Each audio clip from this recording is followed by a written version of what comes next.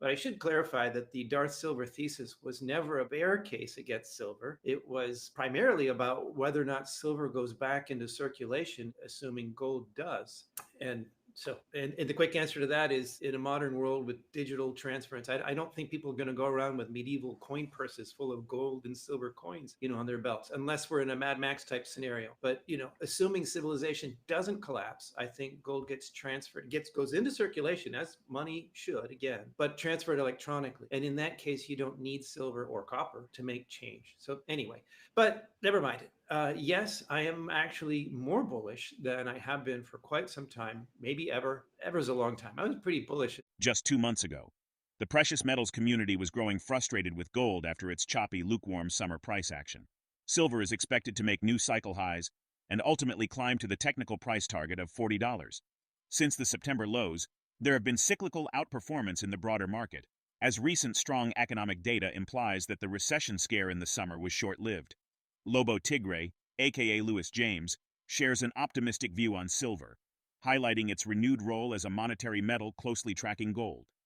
He clarifies that his Darth Silver thesis is not bearish, but questions whether silver will return to circulation alongside gold. According to Lobo, market crashes can present buying opportunities, as gold typically rebounds quickly while silver may struggle. He acknowledges legitimate concerns about silver's industrial demand, but believes there are still chances for astute investors. Compared to gold, silver has more fundamental economic value for its use in many products. In addition to the jewelry market, the green revolution has expanded demand, as silver is a primary component for solar energy applications. According to the Silver Institute, industrial demand for silver rose 11% to a record high of 654.4 million ounces in 2023, the third straight year in which demand outstripped supply. Reflecting on a personal experience with silver coins in Mexico, Lobo emphasizes their lasting purchasing power in difficult times. This story illustrates that owning junk silver can offer significant value when needed, reinforcing a belief in the enduring strength of precious metals. The real price of silver, i.e., adjusted for inflation, at least when measured by the CP1, has fluctuated substantially over time. However, real silver prices are slightly higher than 50 years ago, meaning silver has not lost its purchasing power. Now, we present the clips of Lobo Tiggre's insights from his recent interview.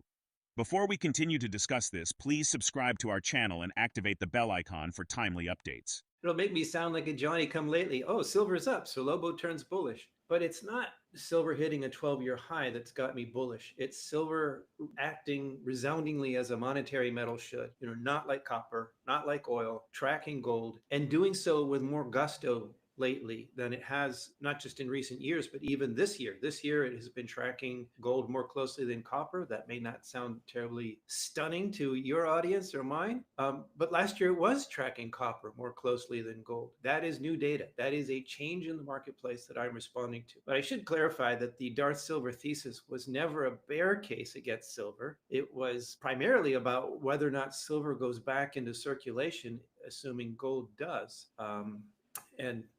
And the quick answer to that is, in a modern world with digital transference, I don't think people are going to go around with medieval coin purses full of gold and silver coins, on their belts, unless we're in a Mad Max type scenario. But assuming civilization doesn't collapse, I think gold gets transferred, goes into circulation as money should, again, but transferred electronically. And in that case, you don't need silver or copper to make change. I am actually more bullish than I have been for quite some time, maybe ever. Ever is a long time. I was pretty bullish in 1979.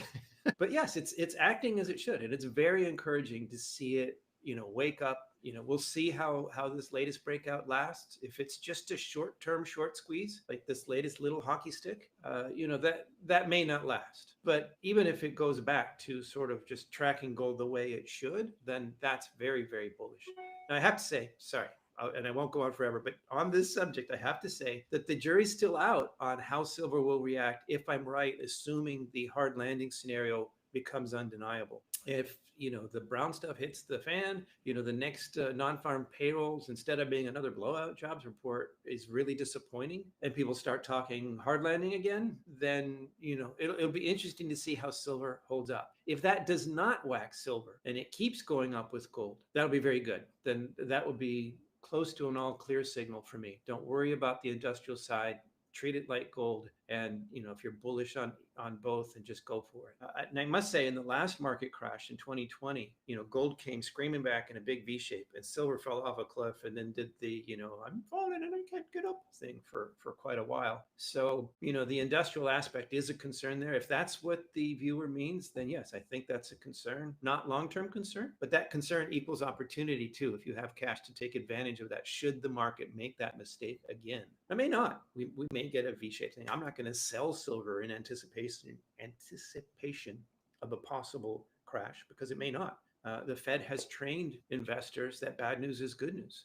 In the year 1999, I was in Mexico and had a personal meltdown, and I had to sell what rainy day fund is for. I had to sell some of my old silver to literally feed my family. And I was in Mexico at the time, and I took the coins to a pawn shop, and they gave me 1 peso for them. If I had had nominal pesos, that would have been, I would have had like 0.0001 pesos. But they gave me 1 peso for each one of my 1 peso silver coins, which were mostly crap with a smidgen of silver in them.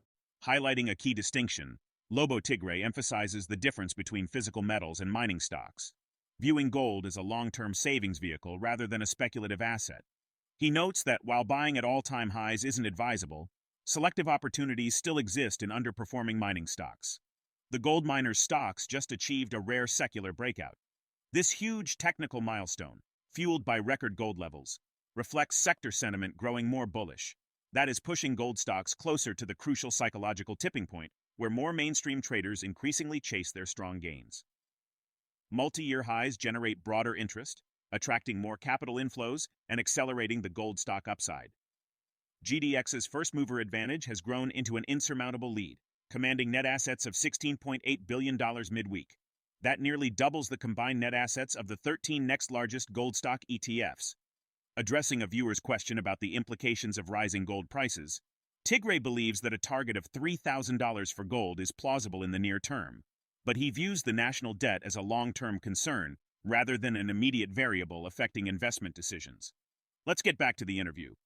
Let's separate the metals themselves from the stocks, because bullion, it's not a speculation in my view. It's not even an investment. Gold is money, as JP Morgan famously said. Everything else is credit. It's my rainy day fund, it's my insurance, my savings, whatever you want to say. Actually, no, I generally think of it as my saving. When I have long-term saving, I don't even have a savings account. When I have money I want to sock away for long-term, I buy bullion. And at that, with that in mind, I don't care what the exchange rate is with the dollar. If I want to have more gold than dollars and save in that way, then I just buy. Now, obviously, I'm not going to do that on a day where gold's going like that. You buy the dips. But I'm not worried about 2,700 looking expensive or something like that, because it's not what it's about. It's about savings. And if you look at the very long-term chart, I like to say, X marks the spot. If you look at the 50-year chart, or since 1971, when the dollar became a floating abstraction instead of having any tie to reality, the value of the dollar has gone down and the value of gold has gone up. It's a bit of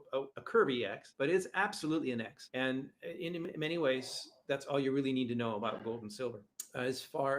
Basically, it tells you what we all really know to be true about fiat currency. Now, the stocks are another matter. If I'm trying to speculate to make money, it's a different question. And clearly, when something hits a nominal all-time high or a 12-year high, that's a little bit tough to go out and tell people, oh yeah, buy $35 silver, you'll be fine. I'm not going to be that irresponsible. I'm not going to tell people ignore the price, just go buy everything. There are still bargains on the table on a relative basis in the gold and silver space. The mining stocks have been underperforming the metals for years now, and that is starting to turn around. They are definitely showing life. So no, the stocks are not dead. That's a good thing. But they're not, many of them are not at all-time highs or 12-year highs. Some of them are at 52-week highs, but some are not. You have to be choosy. I wouldn't buy an index. I wouldn't buy a junior miners ETF or something like that. If I had money to deploy and I was late to this market, I'd probably wait for the next dip on bullion. But on the stocks, there are, I think, great buys out there today. My perspective on that is $3,000 gold is, a target for the next few months, whereas the U.S. debt is a perspective for the decades. I remember as a lawnmower kid back in the 1970s saving my money in silver Morgan dollars back in the day. People were talking about the national debt, and it was this big emergency, the national debt. And it was part of the thesis for why people were buying gold and silver, not just the inflation.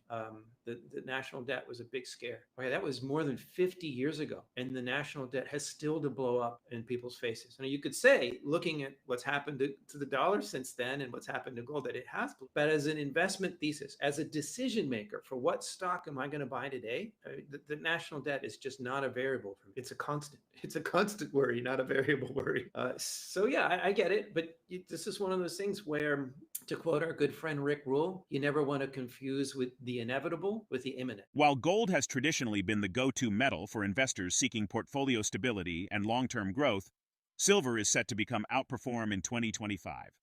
How do you see the role of precious metals evolving as economic conditions change? Drop your thoughts in the comment section below. If you find this video informative, don't forget to support our channel and turn on notifications to stay informed about our latest videos. See you in the next video.